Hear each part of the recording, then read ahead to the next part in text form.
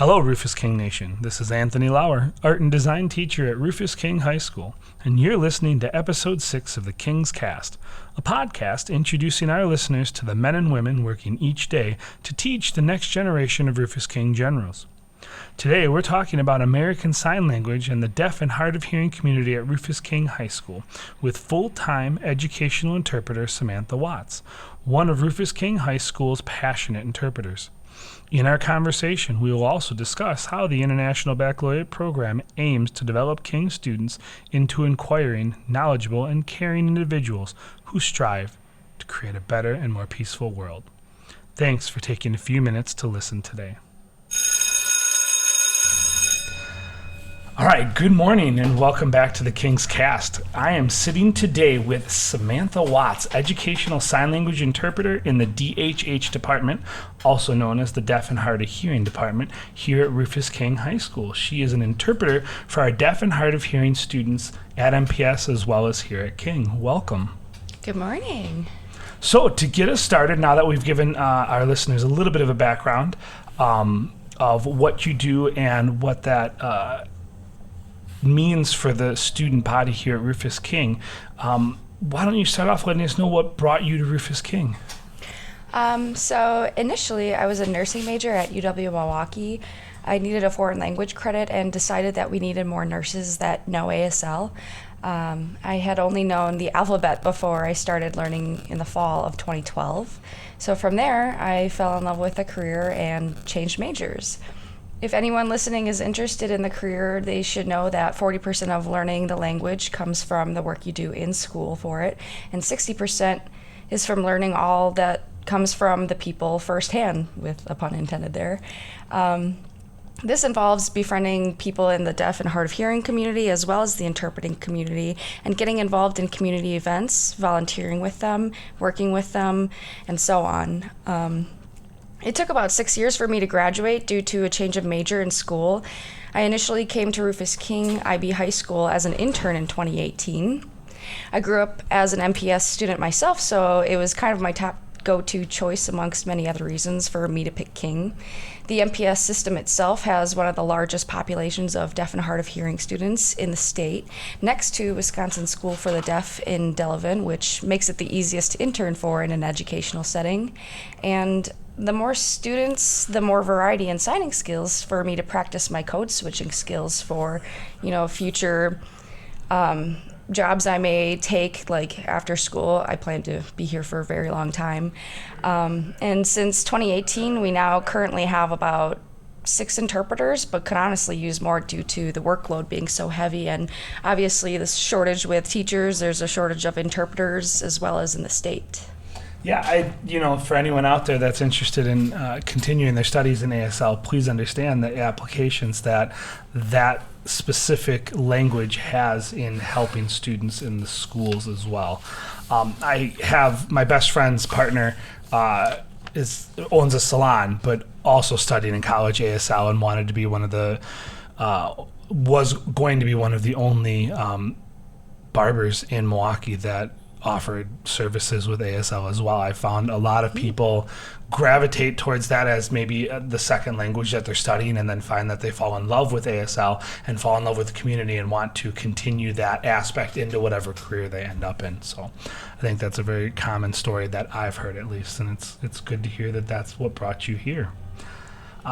So with being at an IB school, I mean, you mentioned that you came from MPS. Obviously, you didn't necessarily come from King, or you would have said, "Oh, I'm a King grad."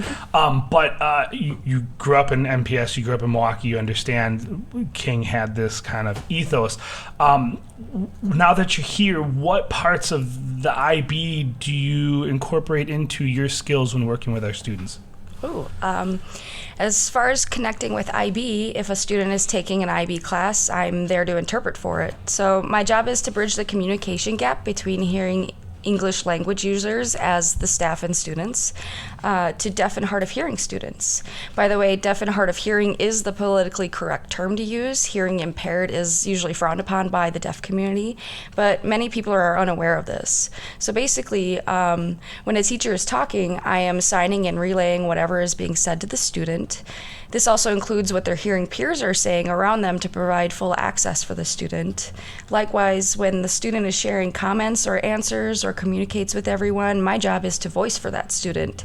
It does get a little difficult though when, everybody is talking in the class. So we try to emphasize students got to raise their hands, So, however, there are some students who prefer to use their own voice, and all the more power to them. They get to decide what's best for them, Another way I connect with IB is during my prep time when it's available.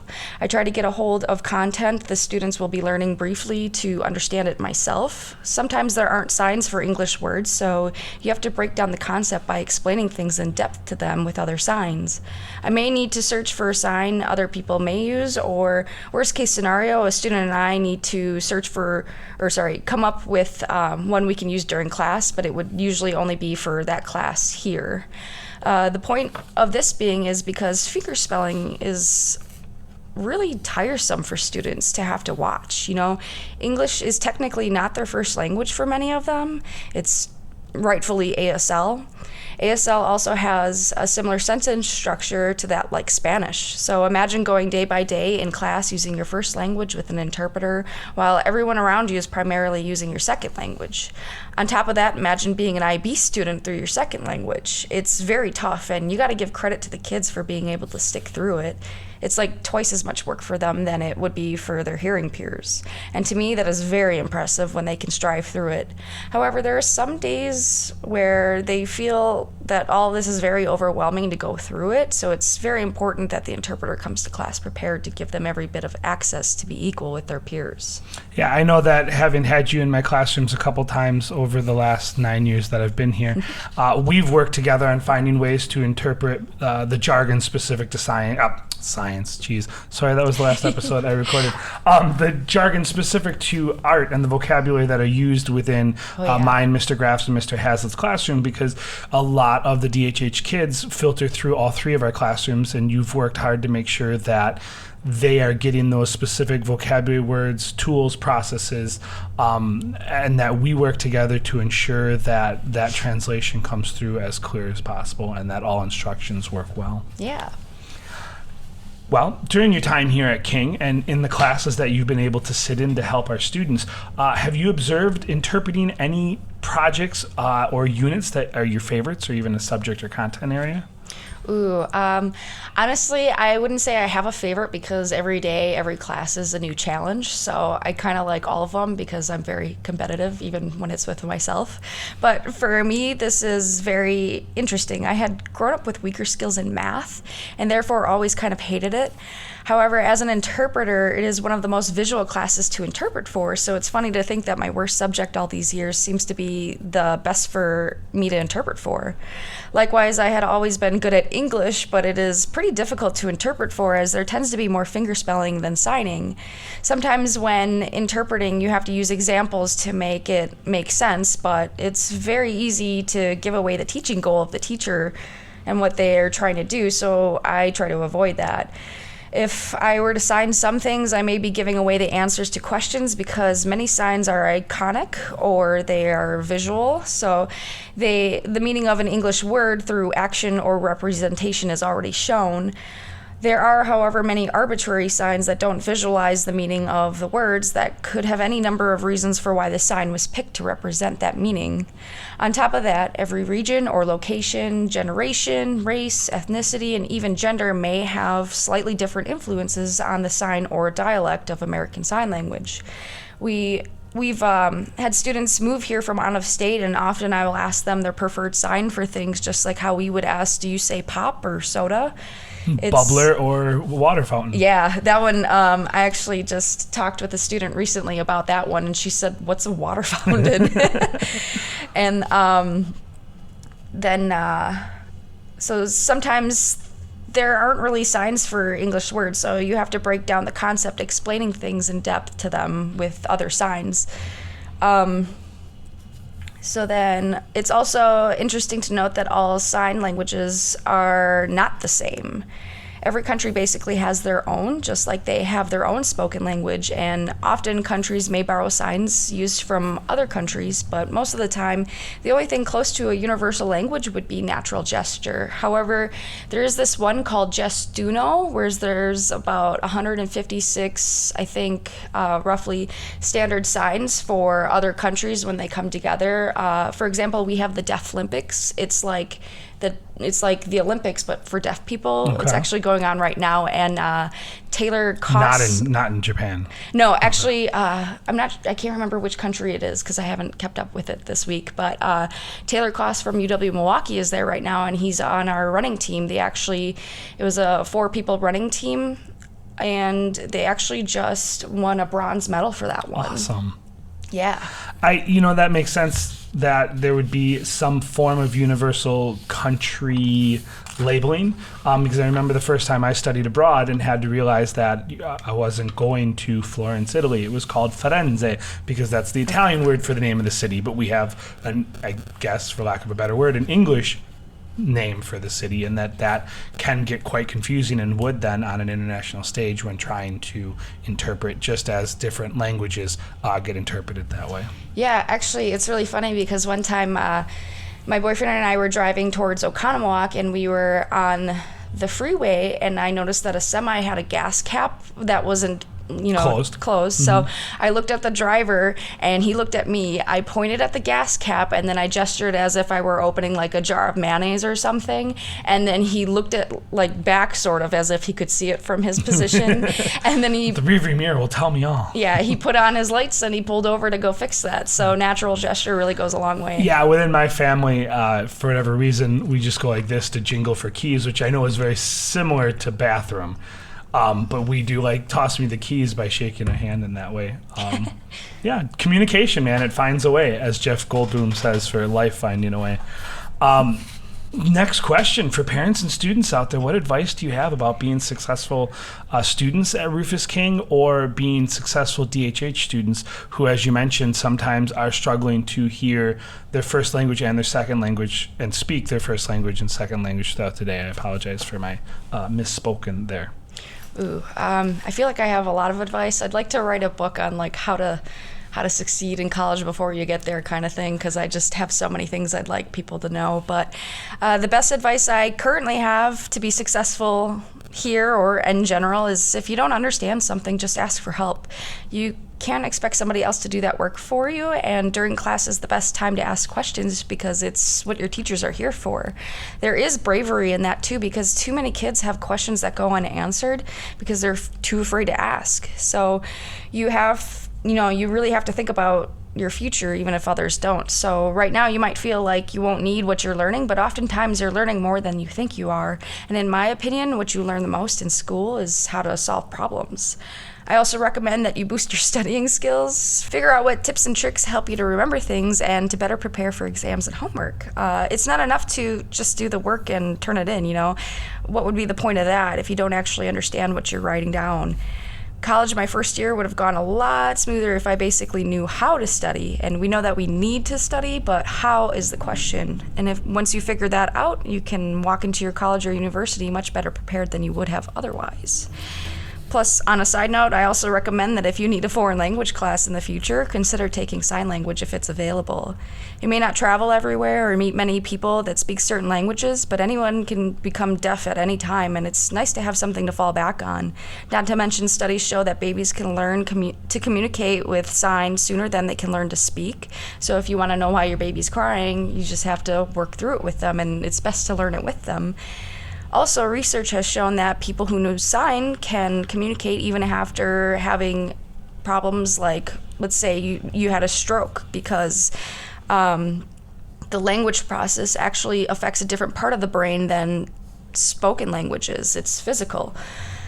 Plus, the added benefit here are the deaf and hard of hearing students and a few teachers too as well. You may make new friends, and I think it would be cool to see kids communicating with them without the need for an interpreter or their phones or pen and paper. I've seen it a few times. It's pretty cool. This also includes that anytime there's a student that has an interpreter requirement in your classroom, if you take that same class, you could get a little extra support too from watching their services being provided. Let's say that if you missed something the teacher said, you just have to look up and check what the interpreter is citing. I would imagine it's very similar to music students having their brain constantly counting while playing music and interpreting their words, that by sitting in a class, if there is a student that knows ASL as their second language, as they watch the interpreter, they're using that duality in their brain, almost like the code switching, but getting twice as much information at the same time. So that's some solid advice. Yeah. So usually at number 5, we talk a little bit about what your specialty is, and for you, it is ASL interpretation here at Rufus King. So why don't you talk a little bit about that? So interpreting is more than just saying what the teacher says. It's an interpretation, not a transliteration or a translation, which would be like word for word or paper to sign. It's a new vocabulary for me, transliteration. Yeah. So each student has a different sign language preference, much like how hearing people have different dialects and slang or formal speech. Oftentimes, my interpretations involve me explaining what the teacher talks about and breaking it down using basic knowledge. I tend to apply the knowing and understanding standard with students by using real-life examples as I interpret. For example, if we were in chemistry and we were learning about chemical reactions, I might sign something like, like cooking, 1 cup of flour plus 2 cups of sugar makes cookies. But if I only have 1 cup of flour and 1 cup of sugar, I can't really make cookies taste good, right? Not enough sugar in there, right? So it's the same for chemicals. I can't make the correct reaction if you don't mix the right ingredients or the correct amount. So to make things visually understandable, I might show that I'm mixing chemicals or ingredients with my hands instead of telling them. The power of natural gesture really goes a long way, and sometimes I catch the regular ed hearing students understanding what they're watching too, so that's pretty cool to see. And just know that it's not the same for all of the DHH students though. Not all of them know sign language, or they prefer less gesturing and more vocabulary signs or English signs. It's really interesting. You have to really understand how to code switch and gear towards each kid. And I think a lot of people don't always stop to think about that, right?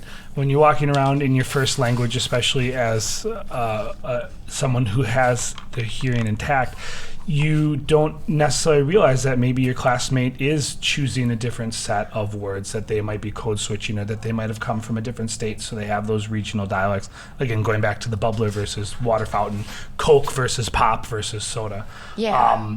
And that of course will apply across the board, not just to your classmate that might come from a different city or region, but that might speak a different language or have grown up in a different setting. Yeah, so actually with some students in some classes, it might take a little bit longer for me to relay a message, or, one might get it right away. It depends if I'm simultaneously communicating, which is interpreting the same time they talk, or if I'm doing it consecutively, which is waiting to hear the message and then relaying what they said. Well, we have come to the end. Do you have any closing thoughts, a quote, or a book recommendation that you want to offer our listeners? I have so much to offer, so you could definitely email it me if you want some more. But first off, we do offer an ASL club here. I think it's usually on Wednesdays after schools, and next year there may be changes to that if anyone is interested in joining to learn sign. We have a few deaf students that are willing to stay after to help teach their language, which they should, to others, as well as several students interested in learning, so we're most likely expanding it too for next year. Any student is welcome to join, and honestly any staff member can come too, because they have a lot of deaf students too. So several other things I'd like to recommend to learn sign language would be YouTube channels such as Bill Vicars, Vicars. He's a deaf teacher working with his students on vocabulary. It's kind of funny to watch them learn with him. Patty Shukla for elementary age kids. She repeatedly sings and signs basic things for young kids to understand, and let me tell you, it's an earworm. You are not going to forget it. It's going to be stuck in there. Yeah, pretty simple signs. There's also aslcore.org, C-O-R-E. It has specific class subjects you can learn signs for, including art class. Do you remember that? I sent that one to you. Yep. The MPS Recreation Book Guide usually offers a few classes every season too, with a deaf instructor, which is how I learned ASL initially with deaf teachers. And for interpreting, I love watching The Gracious Mind on YouTube. It's kind of like TED Talks, but with an interpreter there. I do have a quote I'd like to share, though. It came from I. King Jordan, the first deaf man to be president of Gallaudet University in Washington, D.C.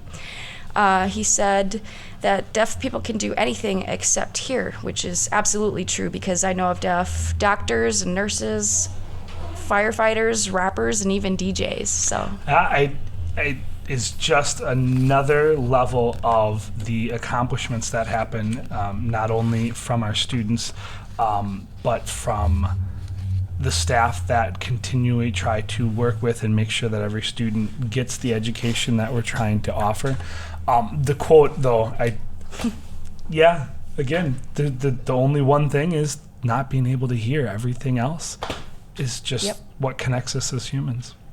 Well, Ms. Watts, thank you so kindly for joining us today. I appreciate it. Thanks for offering this opportunity. You have yourself a good rest of the school year, which is only about 2 weeks left. And enjoy your summer. Yeah, you too. Thank you. Hello, Rufus King Nation builders. I wanted to thank you for taking the time today to listen to our 6th Kings Cast podcast, introducing our community to the staff working daily in the halls of Rufus King High School to support our student generals. I hope you enjoyed today's conversation about DHH and ASL with Samantha Watts. After today's conversation, I am reminded of the power of words and communication in any form as a way for people to connect with each other. That said, please join us again next month as we sit down with another Rufus King staff member to discuss how they bring the International Baccalaureate to life in their classrooms.